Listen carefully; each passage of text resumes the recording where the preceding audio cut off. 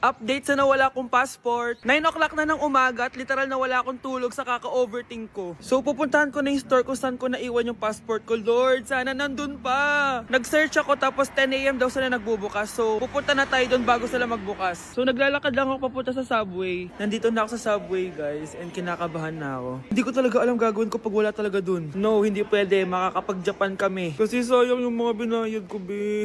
Guys, nakasakay na ako.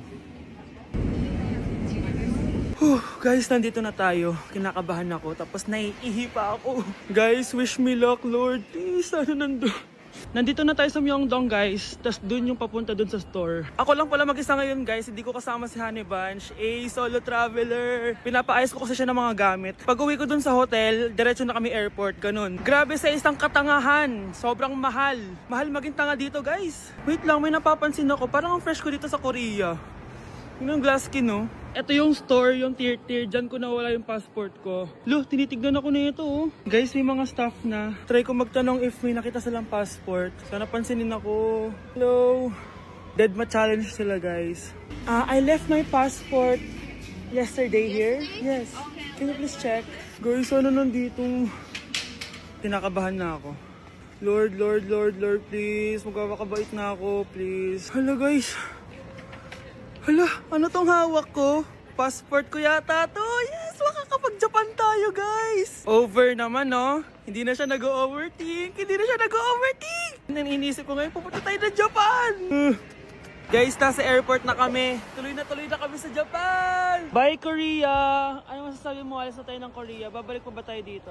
Yes, at sana next time hindi mo na makakalimutan yung passport. Kala ko biro lang siya. Guys, oh. Trying Viral TikTok Snacks Part 2! Eto na sila! Alam niyo na kung anong gagawin natin. Sabi niyo kasi marami pa ako hindi natitikman, kaya naman bumili pa ako na madami. Una natin titikman itong yogurt pero nakalagay siya sa baby bottle. Huh? Guys, hindi siya joke. Nasa baby bottle talaga siya. So paano to inumin? Sisip-sipin natin siya dito. Medyo maasim siya. Lasa siyang yogurt na nabibili lang natin, pero with a twist siya kasi dito mo siya iinumin. Nothing special. Ipatry natin kay Honey Bunch.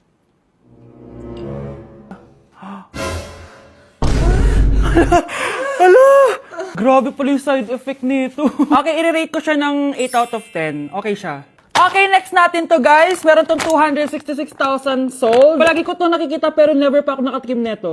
Ang dami! Guys, tignan nyo. Para siyang fries. Amoy biryani. 1, 2, 3. Uy, sarap na. Hindi siya sobrang anghang. Like, hindi ko ma-explain yung lasa niya pero ang sarap niya. Medyo mahirap lang siyang nguyain. I-rate ko to ng 9 out of 10. Eto na, guys. Sobrang sikat nito dati. Hulaan nyo. Sana secret! Eto yung pistachio kanafe na inspired dun sa Dubai chocolate. Di ba sobrang viral nun? Tikman na natin. So ito yung tsura niya, guys. And buksan na natin siya. Di siya satisfying. Medyo disappointed ako dun pero malay nyo sa lasa bumawi siya.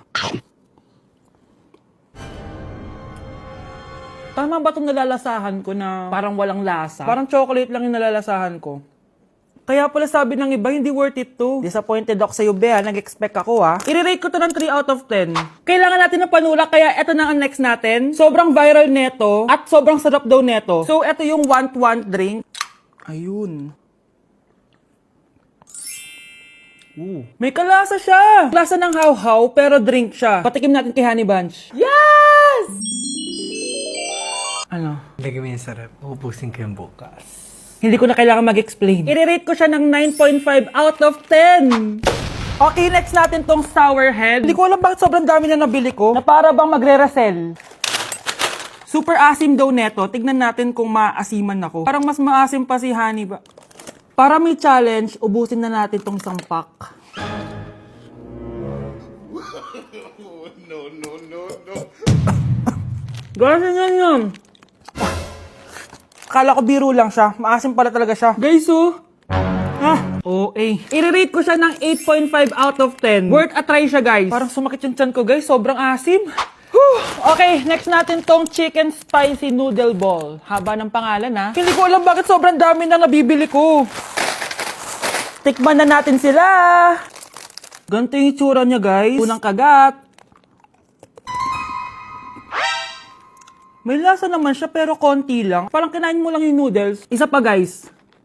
Hala, matatanggal na talaga tong brace ko. Hindi ko siya masyadong malasahan, guys. Sorry, guys, pero i-rate ko siya ng 4 out of 10. So, yun lang naman, guys. Comment kayo dyan kung may gusto kayo ipatry sa akin at malay nyo gawin natin yun, no? So, see you on my next vlog. Bye! Kakarating lang namin dito sa Vietnam at ano pa bang gagawin natin? Titikim tayo ng convenience store food. Hello, umuulan. Tara na!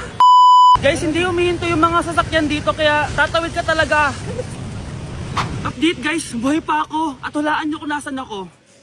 O diba? Walang ganyan sa Pilipinas. First time namin dito sa Vietnam. Kaya naman excited ako kung ano ba meron dito sa convenience store nila. Kita nyo naman, ang dami din choices dito. Guys, may paanong manok dito oh. Check out natin to. Guys, parang asarap na tong Nutella banana oh. Guys, tignan nyo hotdog dito oh. Kinakain daw to ng hello kaya i-check out na natin to. Tignan nyo yung mga drinks nila dito, parang lalagyan na lang ng ice. Parang masarap to guys oh, tong kulay ube. Hala guys, may Vietnamese oh. Sarap! Check out ko din yan! Grabe, bakit ang mahal? 345,000? Tikman na natin! Una natin tong Nutella banana. Guys, tignan nyo. Masarap siya! Bilhin nyo to guys, 10 out of 10. Next natin tong Thai chili paste and chicken floss. Let's go. Medyo malansa siya guys. Pati nga sa loob niya. Sarap!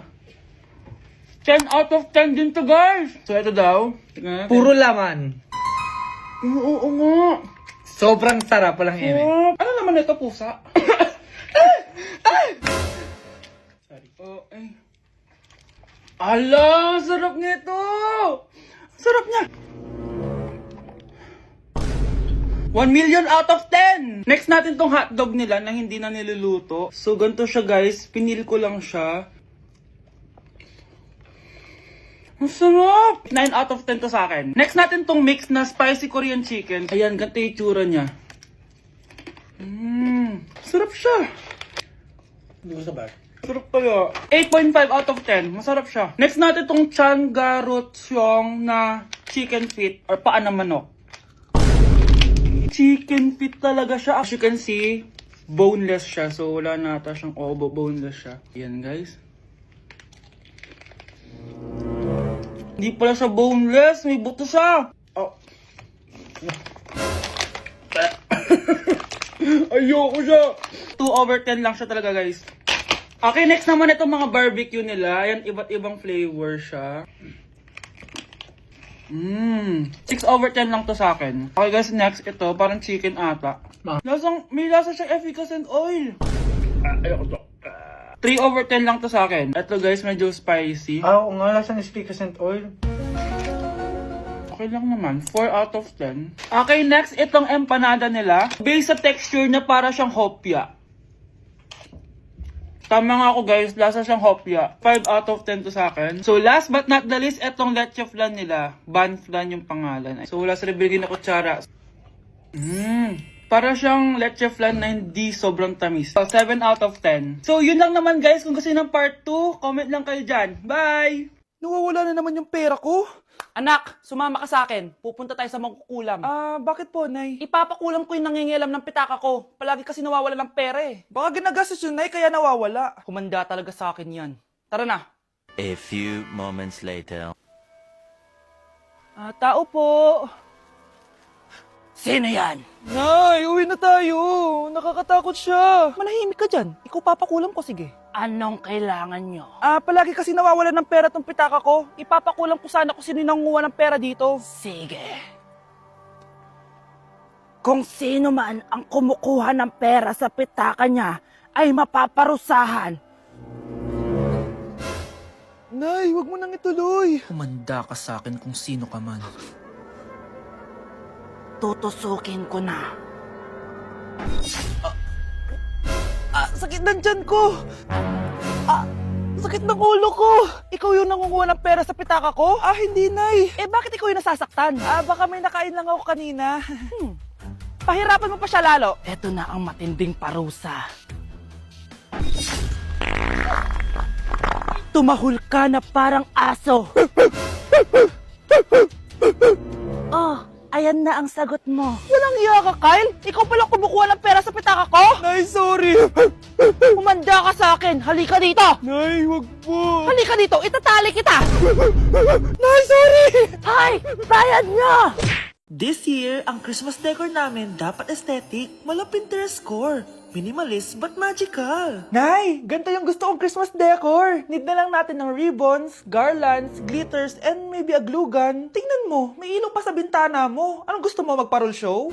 Nay, trust the vision. Sige, basta, huwag kang gagastos ng bongga, ha? Wow, ang ganda nito. Grabe, ang dami ng tao. Christmas season na nga talaga. Okay, good. Secured. Ayan, all added to basket na.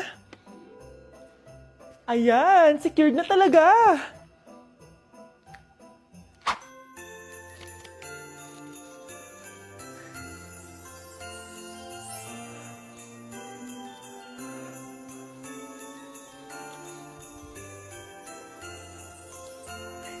Anak, paubos na yung ribbon, no? O, eto, ribbon ng cake. Same color naman eh. Pwede na yan. Nay, masisira yung team. Magkaiba yung sukat, oh.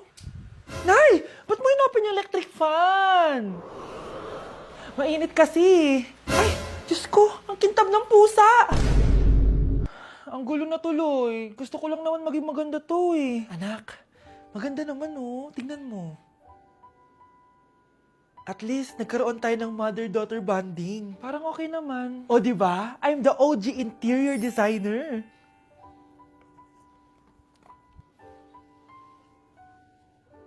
Hindi siya nagmukhang pang Pinterest dahil mas maganda yung ginawa namin.